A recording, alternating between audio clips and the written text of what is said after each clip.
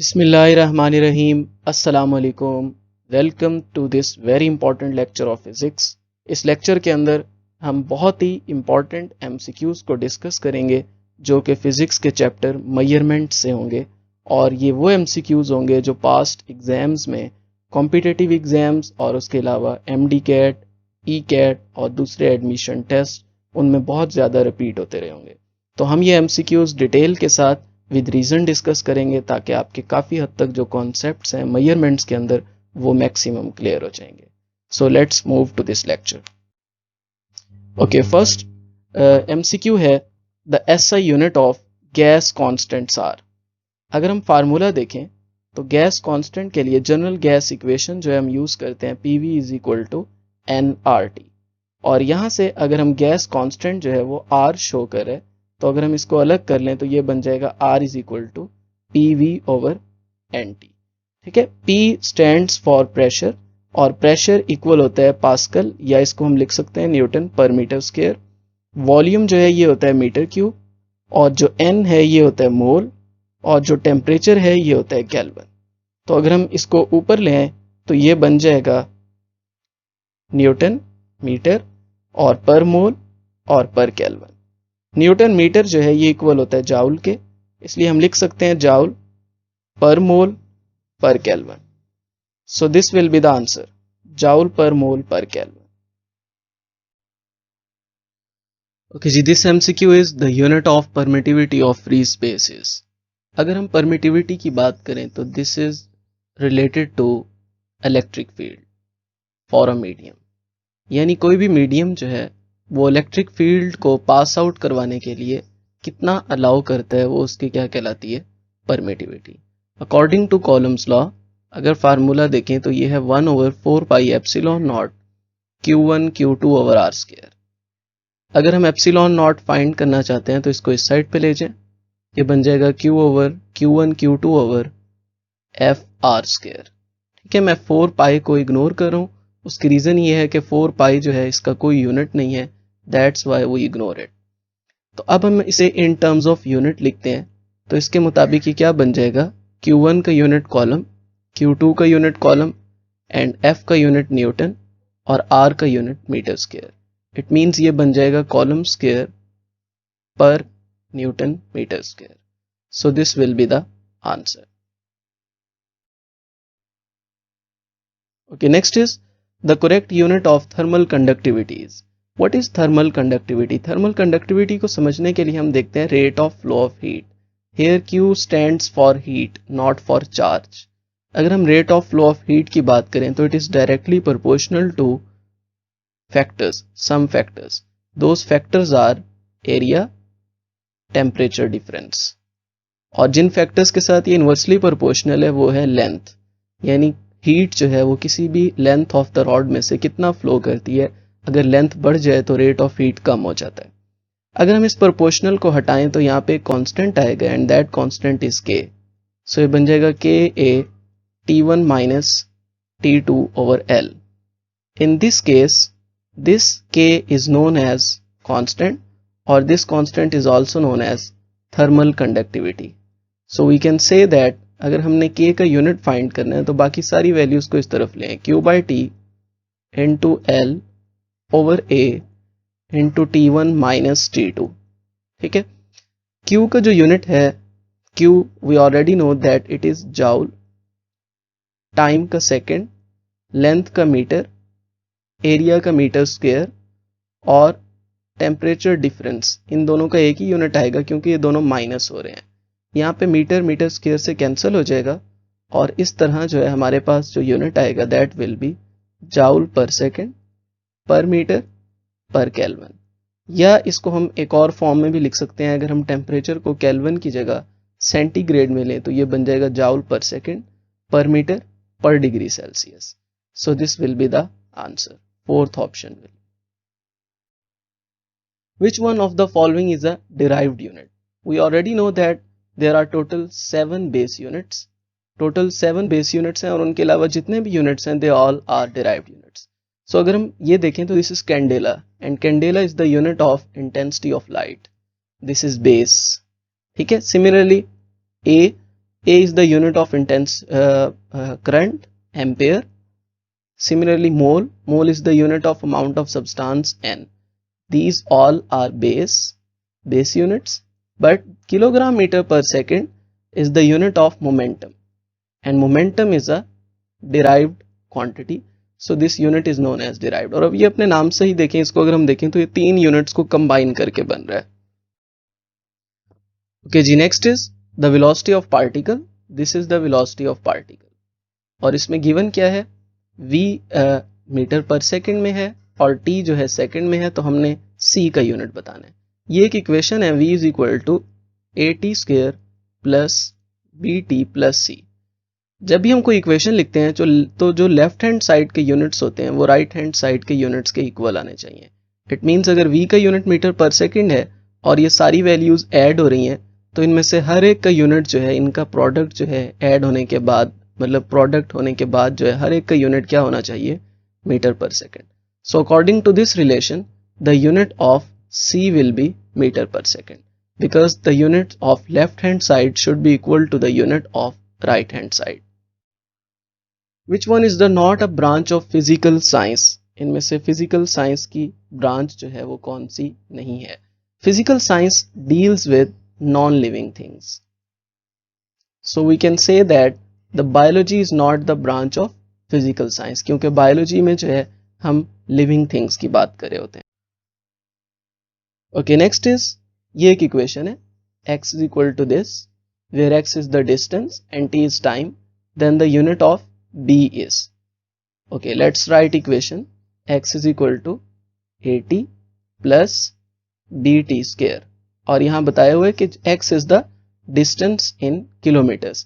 Again उसी तरह जैसे अभी हमने पिछला MCQ किया कि इनमें से हर एक्सप्रेशन का जो यूनिट है वो सेम होना चाहिए. इट मीन्स कि ये भी किलोमीटर आना चाहिए, ये भी ओवरऑल, क्योंकि ये तो गिवन है हमें x का यूनिट, और इन सब का यूनिट किलोमीटर में होना चाहिए.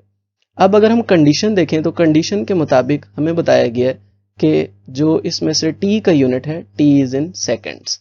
इट मीन्स कि हम t स्क्वायर की जगह क्या लिख सकते हैं, सेकेंड स्क्वायर. अब उसने पूछा है कि आप बताएं b का यूनिट क्या होगा. So what should be the unit of b, कि ये दोबारा आंसर जो है ये क्या आ जाए, किलोमीटर.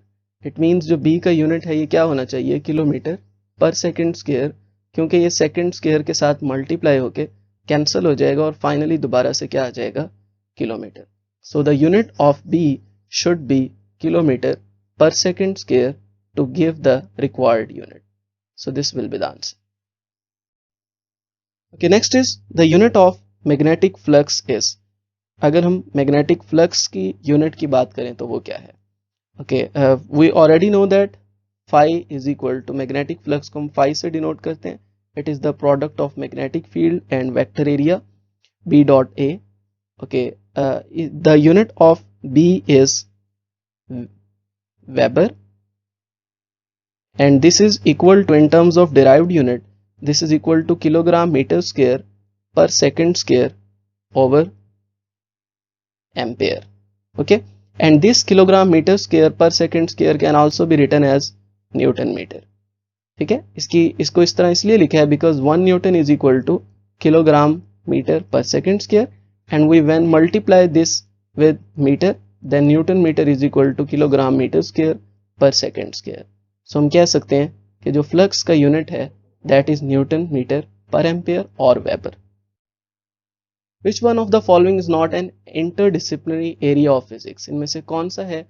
Interdisciplinary का मतलब होता है with other discipline, relation of physics with other disciplines or with other branches. So अगर हम इसमें से देखें तो बाकी सारे जो है उनका डिसिप्लिन दूसरों के साथ दिखाया गया है, जैसे जियोफिजिक्स, बायोफिजिक्स, एस्ट्रोफिजिक्स. लेकिन ये जो फिजिक्स ऑफ सॉलिड्स है ये फिजिक्स की अपनी ही ब्रांच है, इसका ताल्लुक दूसरों के साथ नहीं दिखाया गया. So this is not an interdisciplinary. Okay, next is the least count of stop watch is 0.1 second. Least count दी हुई है, this one is least count. और time of 20 oscillation, total oscillations are 20 and time period is 20. The percentage error is, percentage error हम कैसे find करेंगे? Percentage error को find करने का फार्मूला ये होता है कि हम लीस्ट काउंट को मल्टीप्लाई डिवाइड करते हैं ऑसिलेशंस के साथ और उसको मल्टीप्लाई कर देते हैं 100 के साथ. So we know that least count is 0.1 and oscillations are 20. So when we multiply it with 100, then it becomes 0.5%. So this will be the answer. Okay, physics and experimental science and scientific method emphasizes on. किस चीज पर जो है physics emphasise करती है, scientific method किस पर? Scientific method always emphasise on accurate measurement, because अगर कोई लॉ होता है, कोई थ्योरी होती है, उसके अंदर भी जो कंडीशन होती है वो भी हम मेंशन करते हैं. It always emphasise on accurate. Steradian is the unit of solid angle. Solid angle वो एंगल होता है जो आमतौर पे एक स्फीयर के अंदर बनता है. लेट्स सपोज 3 डायमेंशनल एंगल भी इसको हम कहते हैं. और इसके अंदर जो है, अगर ये हमारे पास एक स्फीयर है और हम इसके अंदर एक हिस्सा लें, एक पोर्शन लें, और उस पोर्शन को हम नाम दे दें कोन का, तो इस कोन के सेंटर पे जो एंगल बनेगा इसको हम क्या कहेंगे? That will be steradian. और ये क्या होगा? अगर कोन का सरफेस एरिया कितना हो, आर स्क्वायर, और उसका रेडियस कितना हो, आर, तो जो एंगल बनेगा वो क्या होगा? 1 steradian. In this equation the SI unit of A is. SI unit A का क्या होगा? देखें, इसमें हम सिर्फ एक लेफ्ट साइड वाली फॉर्म ले लेते हैं, P is equal to A over V square.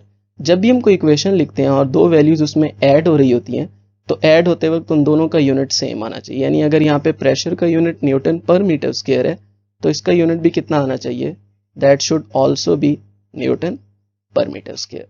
अब अगर हम इसके मुताबिक देखें तो a over v square, we know that the unit of v square is volume is meter cube, so we take square of meter cube. तो क्या बन जाएगा? मीटर 6. अब सवाल ये पैदा होता है कि हम a का क्या यूनिट रखें कि ये फाइनली हमें क्या आंसर दे दे? Newton metre square.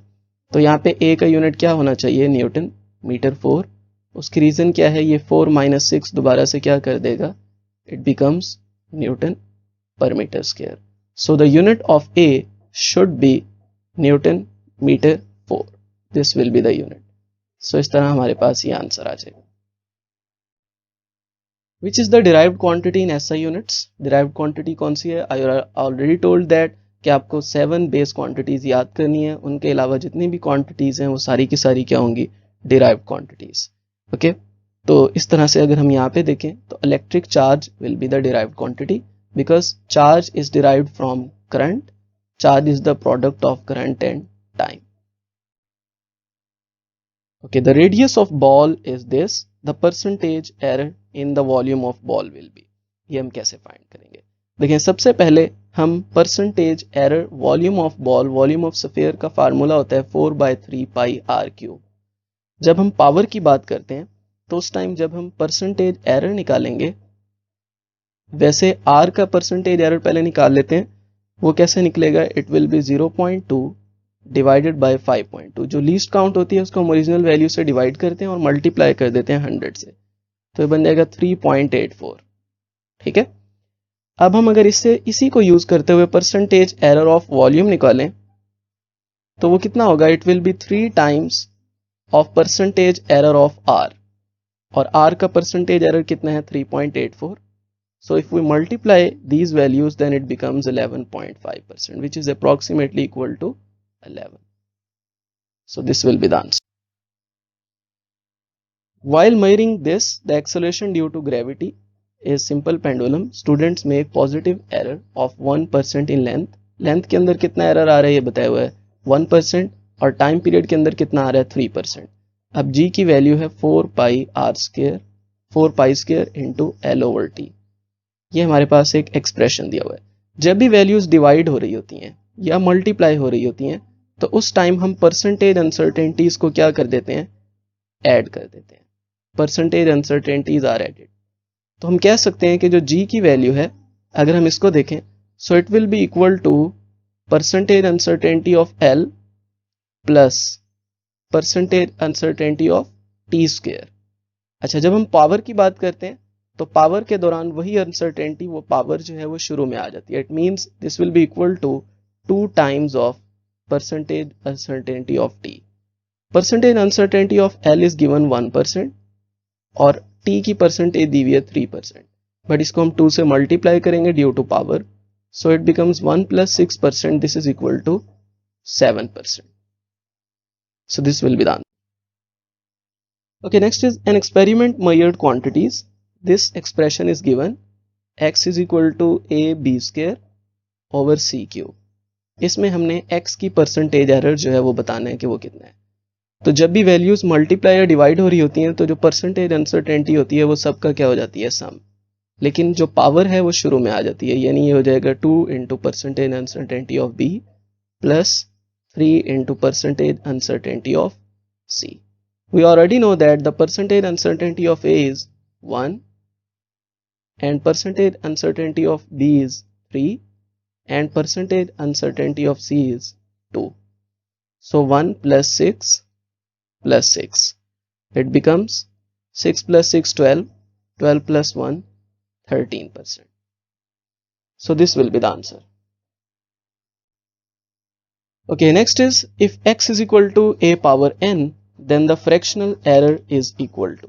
वैसे जो फ्रैक्शनल एरर होता है, फ्रैक्शनल एरर को हम इस तरह से लिखते हैं लीस्ट काउंट, जिसे हम डेल्टा ए कहते हैं with respect to original value A, लेकिन दिस इज फॉर ए के लिए हम फ्रैक्शनल एरर इस तरह लिखते हैं। लेकिन अगर ए पावर एन की बात हो रही होगी तो वही एन जो है वो शुरू में आ जाएगा, so it becomes an into delta A over A और प्लस माइनस भी इसके साथ लिख देंगे। Okay, next is the percentage error in measurement of mass and speed are this. How much the maximum error in kinetic energy. Kinetic energy का formula हमें पता है, ये कितना होता है हाफ mv स्क्वायर। सो ये वैल्यूज मल्टीप्लाई हो रही हैं, मल्टीप्लाई डिवाइड में हम परसेंटेज अनसर्टेनिटी को क्या करते हैं, ऐड कर देते हैं। तो ये कैसे हो जाएगा, percentage uncertainty of m plus 2 into percentage uncertainty of v। m की परसेंटेज अनसर्टेनिटी दी हुई है 2 प्लस 2 इंटू वी की दी हुई है 3, तो ये हो जाएगा 2 प्लस 6 इट बिकम्स 8। सो इस तरह से हम काइनेटिक एनर्जी की परसेंटेज अनसर्टेनिटी फाइंड कर सकते। Next is which is not a base unit in SI. SI में बेस यूनिट कौन सा नहीं है, that is joule, because this is equal to newton metre and it is equal to kilogram metre square per second square. ये दो से ज्यादा base units को मिलाने के बाद बने, इसलिए ये बेस यूनिट नहीं होगा। Which one of the following quantity is not regarded as fundamental quantity. इनमें से फंडामेंटल क्वांटिटी नहीं, कौन सी नहीं है, इट मीन्स पूछा हुआ है कि कौन सी बेस क्वांटिटी नहीं है। फंडामेंटल या बेस सेम टर्म्स में आता है, तो इनमें से वेट है, because weight is the product of weight is the force which is newton and newton is equal to kilogram metre square per second square. या दूसरे लफ्जों में हम कहते हैं weight is derived from mass, we multiply mass with some gravitational acceleration. Which one of the following is not the derived unit?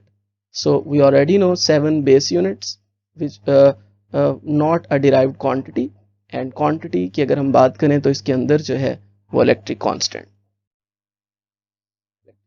The unit of Stephen's constant is, according to Boltzmann, according to this law, we know that the power is equal to sigma a t power 4, where this sigma is known as Stephen constant.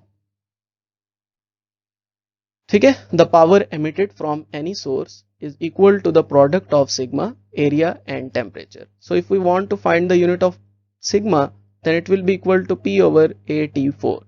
We already know that the unit of power is watt, area is meter square and temperature is Kelvin. So it becomes watt per meter square and K power minus 4. So this will be the answer. Which one of the following pairs of electrical units are equivalent? इनमें से कौन से units हैं जो आपस में equivalent होंगे? So these units are equivalent, और ये हमें कैसे पता चला? This is from the definition of electric potential. Electric potential is equal to the work done on a unit charge. यानी इसमें हम W को Q से divide कर देते हैं. So the potential is, unit of potential is volt, work is joule and charge is coulomb. So it becomes joule per coulomb. Okay, next is decimal submultiple. Multiples are represented using prefixes. तो for example मिली जो है वो 10 power -3 से है, तो हम इसमें से बताएंगे कि पीको और गीगा को कौन सा एक्सप्रेस करे. So for this purpose we need to memorise the values of prefixes table. pico is equal to 10 power minus 12 and it is denoted by P, whereas giga is equal to 10 power plus 9 and it is denoted by capital G. So this will be the answer final. Okay, the SI unit of resistance is specific resistance. Resistance का formula होता है R is equal to rho L over A. So अगर हम इस फार्मूले के मुताबिक देखें तो ये जो रो है this is known as specific resistance, L is the length and A is the cross sectional area. तो हम रो को यहीं पे रहने देते हैं और बाकी वैल्यूज को इस साइड पे ले जाते हैं. So it becomes RA over L. The unit of R is ohm, A is meter square and L is meter. So meter square ऊपर आके क्या हो जाएगा, मीटर ऊपर आके -1 हो जाएगा and it becomes ohm meter. So the unit of resistivity is ohm meter. Okay, in scientific notation numbers are expressed in scientific notation form में numbers को दो फॉर्म में रिप्रेजेंट किया जाता है, प्रोडक्ट फॉर्म में, और प्रोडक्ट फॉर्म में दो नंबर्स मल्टीप्लाई हो रहे होते हैं. First number is power of 10 और second number any number between 1 and 10. 1 से 10 के दरमियान में कोई भी नंबर जो है वो इसमें होता है. इसकी एग्जाम्पल है 3 multiply 10 power 17. So in this case power of 10 will be the answer. Solid angle is again 3-dimensional angle. ठीक है, सॉलिड एंगल का मतलब होता है कि जो 3-dimensional हो. जैसे सफेयर जो है ये 3-dimensional है. It has some surface area, some volume, it occupies some space. So that is known as 3-dimensional angle in which there are 3 dimensions, length, width and height. What is the SI unit of electric field intensity? We already know that the unit of the formula for electric field intensity is E is equal to F over Q. अच्छा, ये होता है force acting on a unit charge. अगर हम इसके मुताबिक देखें तो ये बन जाएगा न्यूटन कॉलम, ये बन जाएगा न्यूटन पर कॉलम. ठीक है, और अगर हम फार्मूले के मुताबिक देखें तो न्यूटन पर कॉलम इक्वल होता है वोल्ट पर मीटर के. ठीक है, ये हमें कैसे पता चला है, क्योंकि अगर हम इसको मुताबिक देखें तो वोल्ट पर मीटर इक्वल होता है, वोल्ट इक्वल होता है जाउल पर कॉलम, और इसको हम मीटर लिख सकते हैं, और ये हो जाएगा joule divided by column meter. Joule is equal to Newton meter over column meter.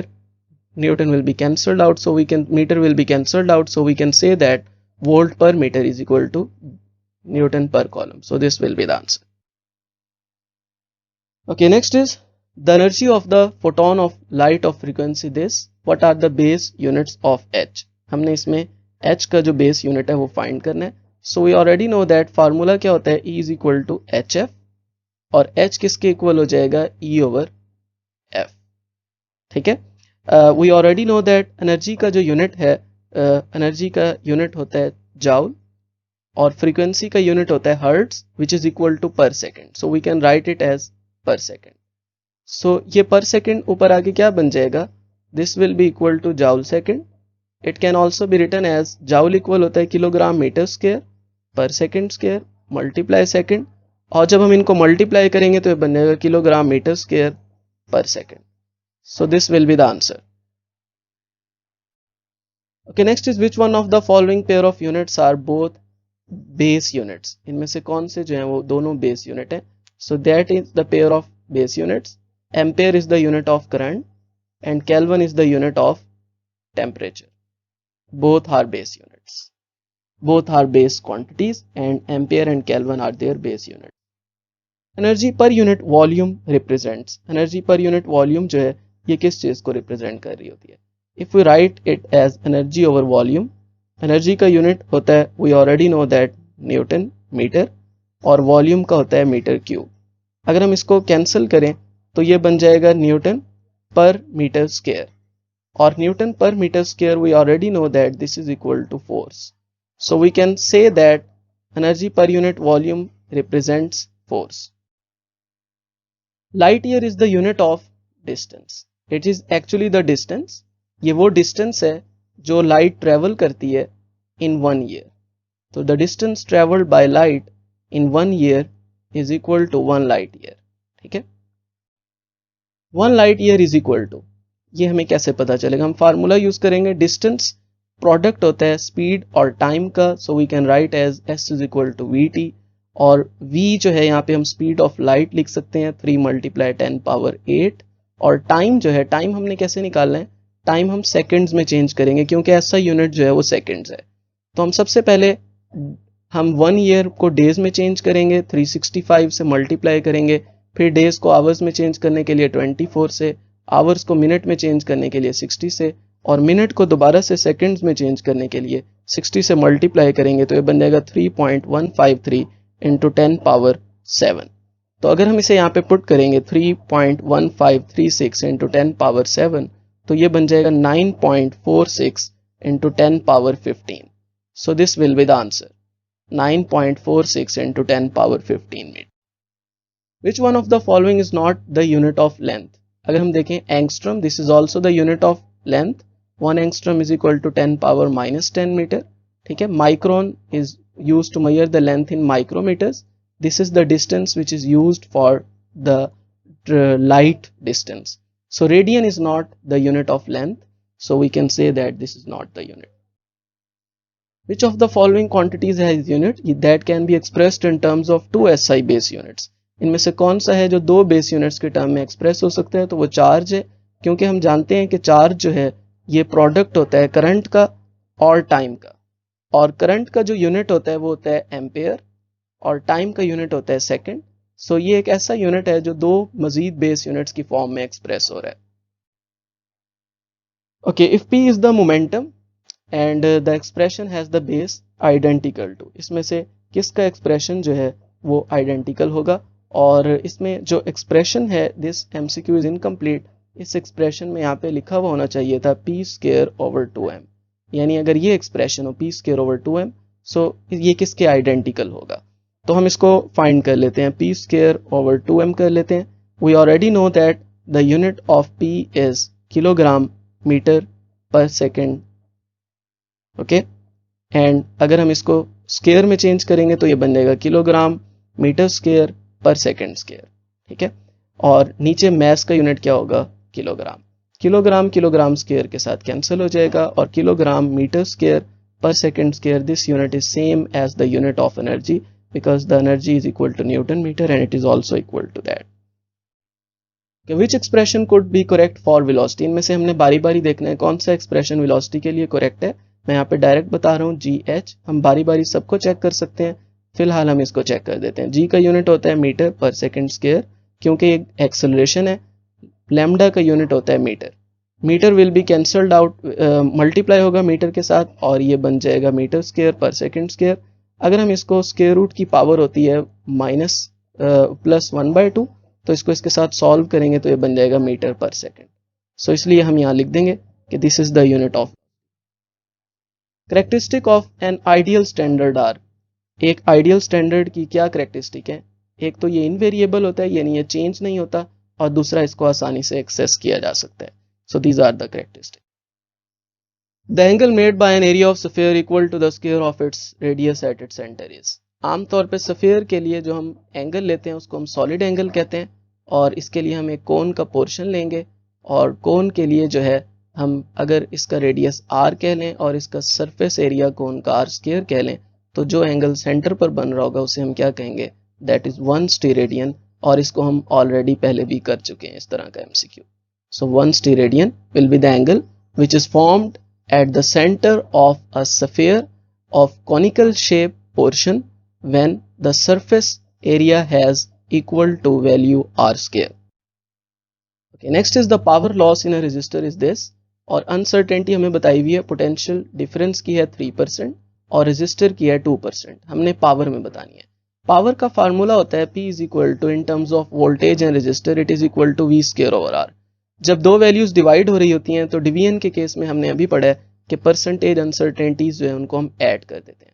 सो हम इस तरह लिख सकते हैं कि percentage uncertainty of P is 2 × percentage uncertainty of V plus percentage uncertainty of R, 2 × 3 plus 2, this will be equal to 8%।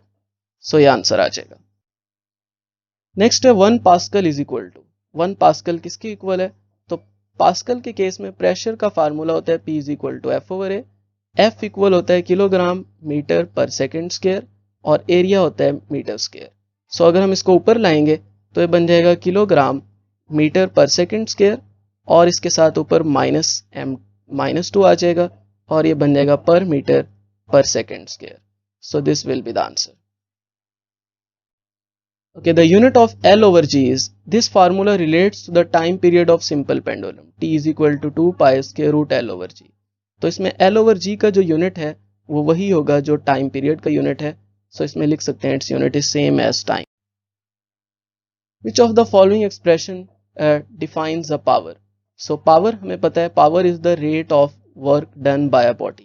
और जब हम किसी भी क्वांटिटी के लिए रेट का वर्ड यूज करते हैं तो उसके लिए हम उसे डिवाइड करते हैं टाइम से. So this will be the answer, work done over time taken. 1024 can be written in scientific notation as. 1024 के लिए हम पॉइंट को यहाँ पे मूव करेंगे, और जब हम पॉइंट को मूव करते हैं तो फर्स्ट नॉन जीरो डिजिट के बाद लाते हैं साइंटिफिक नोटेशन के लिए. जब भी पॉइंट लेफ्ट साइड पे मूव होता है तो पावर पॉजिटिव होती है, और जब पॉइंट राइट साइड पे मूव होता है तो पावर नेगेटिव होती है. तो हम यहाँ पे देखते हैं, अगर पॉइंट को हम 4 के एंड से 1 के बाद लाएंगे तो पॉइंट ने 3 डिजिट्स क्रॉस किए तो ये बन जाएगा 10 पावर 3, लेकिन ये लेफ्ट साइड पे मूव हुआ है तो ये क्या आ जाएगा 10 power plus 3. So this will be the answer.